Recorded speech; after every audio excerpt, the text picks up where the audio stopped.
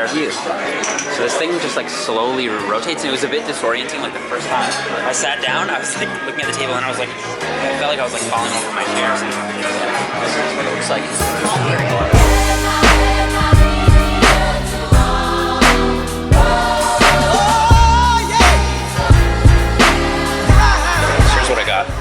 I got salmon, and Stephanie got some chicken and potato, it looks like. Yeah. What is going on, everyone? So that intro clip was actually from last night. Steph and I went to the CN Tower, and we went to the 360 restaurant and had a nice meal there. I loved it. That was my first time doing it. And today, we're first thing going for a workout, and I've actually changed up my training split. So as you guys may or may not know, I've been running kind of like a push-pull legs or a modified push-pull legs with an added arm day for a while, but I've actually reduced my weekly training frequency to just 4 days per week. And I'm gonna talk about that a little bit more in the voiceover. And then after that, I'm actually gonna go get my lower back looked at. So I've talked about this in other videos. So I'll just link the timestamp in the video where I talked about my injury in more detail. My lower back has been giving me some trouble ever since my powerlifting days a while ago. Pre-workout, so I've got some high volume and prolific. It's a pretty early workout. It's still 11:20 a.m. So I'm gonna go with the caffeine-based prolific, and then this is for a little bit of extra pump, but you don't need to combine these. If you do like caffeine in your pre-workout, then prolific is plenty. It has a pump product in it as well. PE Science is my sponsor, so I like to stack both of them together for maximum energy and maximum pump. Steph is a PE Science sponsored athlete now too. If you guys didn't know, make sure you tell her congratulations and use her code instead of mine this time. Oh. Okay, transition time. All right, what's going on, everyone? Welcome to the voiceover. So in this voiceover, I'm gonna go over my new training split.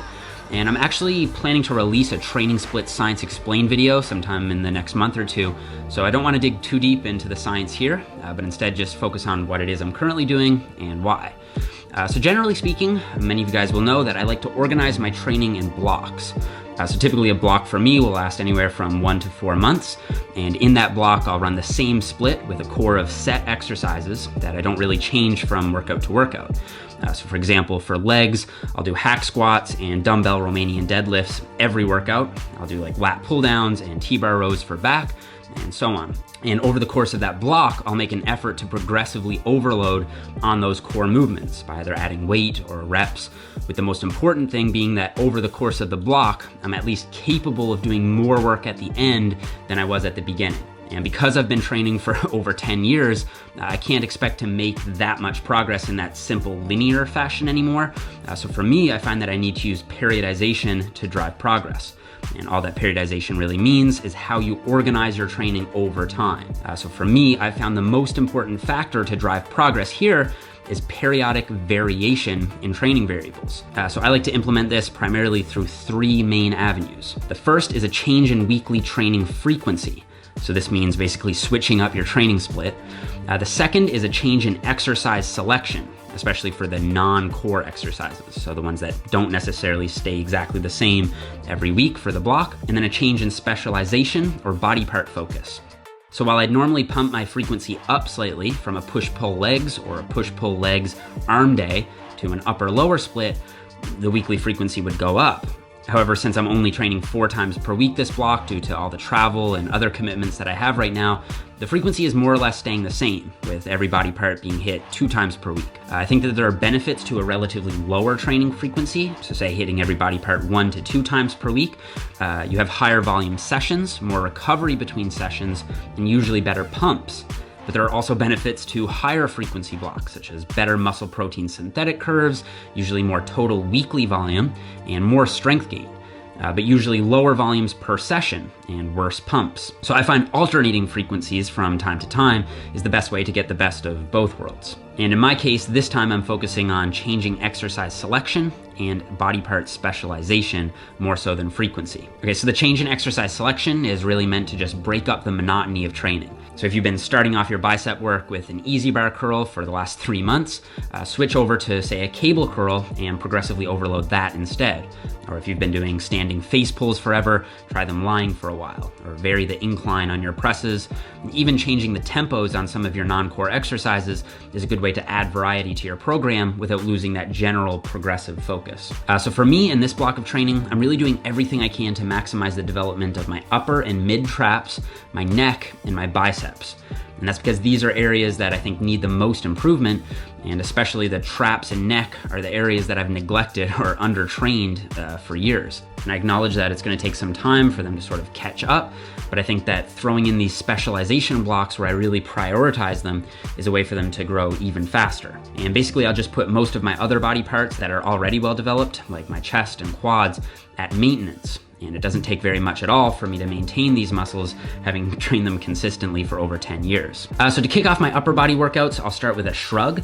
Usually it's a barbell shrug or a Smith machine shrug, because too much heavy barbell stuff does put some strain on my lower back. And I'll kick off one lower body workout with a rack pull just above the knee, and then move on to some leg press and hamstring work. And I've been doing all of my rowing and pulling movements at the start of my workouts, just after the shrug, to give them priority.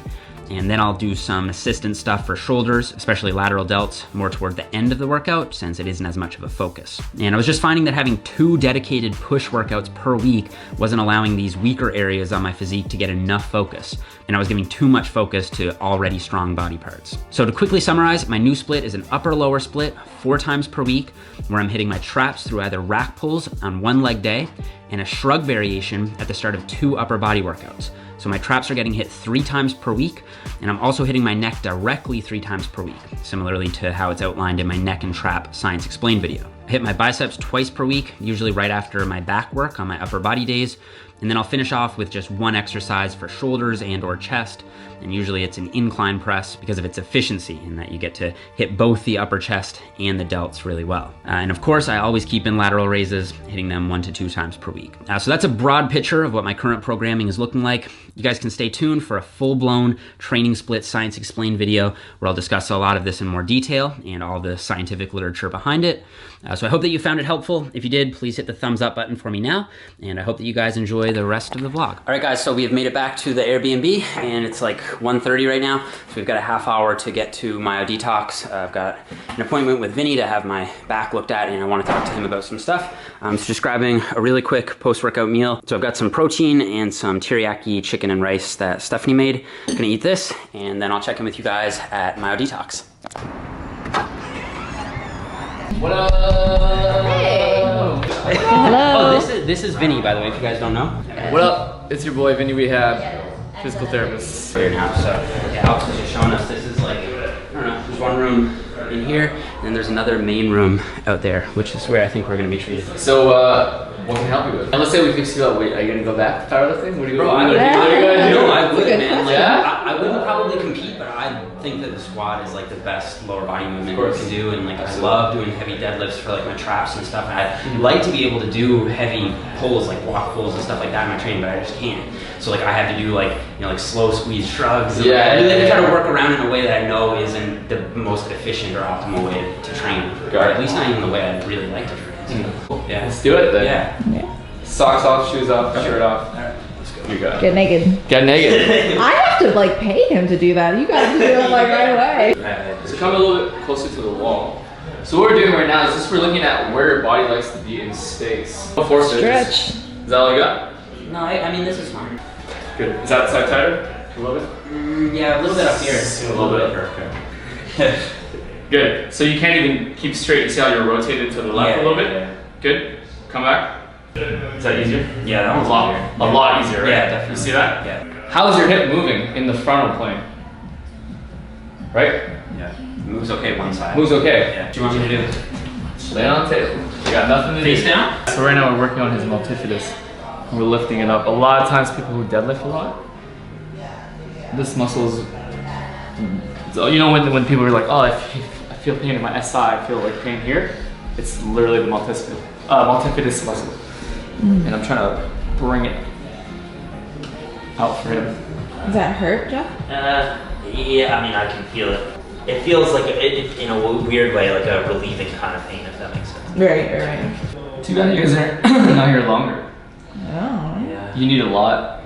Not a lot. Maybe like 6 sessions, maybe. Yeah. I really think we can get you back to powerlifting. That'd be sweet. Yeah. So So the thing is, once you this is like spring cleaning. You know what I mean? Once you clean out all the shit, like then it's like you just have to maintain here and there. right, more maintenance than this is the first session's obviously the worst, messiest. the messiest. You know what I mean? We're just ripping through everything. You know. So you hear like this. What we do is we're gonna practice segmenting your spine. Right. So imagine when you're closing your hand. Imagine you go from here, then here, then here. Okay, like that. So same thing. You go start from the top. And you're slowly all the way down, like that. Okay? And I'm gonna help you out. Perfect. Keep going. That mind-spine connection. Yes, mind-spine connection. That's exactly what we're trying to get. I'm gonna coin that. Perfect. So we just need to restore your mind-spine connection. I'll give you a shout out if I ever do YouTube and I talk about the mind-spine. Yeah. Shout out to Steph. Yep. Steph B. Okay, ready? Don't forget it. Forward. Same thing. Oh. So right now I'm just working through his erectors.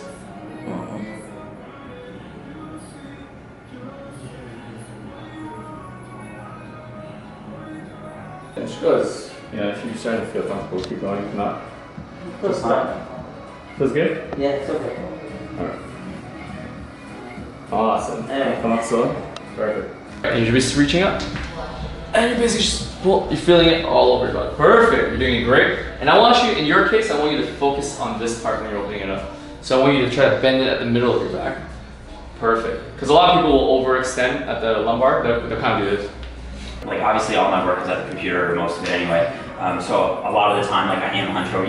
Is there anything you'd recommend I do, like in terms of like a routine or whatever, just to like keep my like upper back a little more healthy? So one thing that you can do to experience center properly is you'd be sitting and you're basically coming down, flexing as far as you can. Okay. Right? Perfect. Flex as far as you can and extend as far as you can. Extend. Perfect. Right? You can literally do this at your desk. It's really simple. You can even work on specific segments that you're looking at. So now I'm going a little bit higher in your T-spine. Gotcha.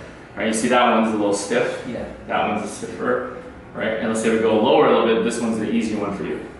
You feel that? Yeah. Way easier. Exactly. So you know, let's say you're sitting for an hour, at some point you just want to open up. Right, okay. A lot of people will say like if you're rolled forward or because you do a lot of benching or you work at a desk or whatever, you should do a lot of rear delt work to balance it out. No. Absolutely not. Because this is not a muscle thing. Yeah. This is a nervous system. Yeah, I agree. Yeah. Right? If you're here like this, and I work out all the back muscles, this is the tension here, right? Mm-hmm. Now I'm adding tension to the system. If this is a problem, Yeah, I get it. get rid of that. Don't add more tension to your system. Fine. And a lot of it is like, I would imagine like behavioral too, right? Like you're just like, you get into that habit of just being here. If you do a bunch of like reverse pec deck or whatever, you still, when you sit back down, your tendency is still to It's still like that. It doesn't matter what you do. Like unprogrammed. Yeah, absolutely. And it's more like drills to reprogram your nervous system. And also, by the way, this is not a bad position. Do you mean? People say this is not a bad position. This is a bad position within, if you stay there for 8 hours. Yeah. Thank you, brother. No worries, see you soon? Yeah. So I'm really hungry. So we're gonna get some food. Is what we're gonna do. Yeah. All right. Maybe Vinny's gonna recommend some sushi. So guys, we're here at Sushi, downtown Toronto. Vinny's out. So, Stephanie.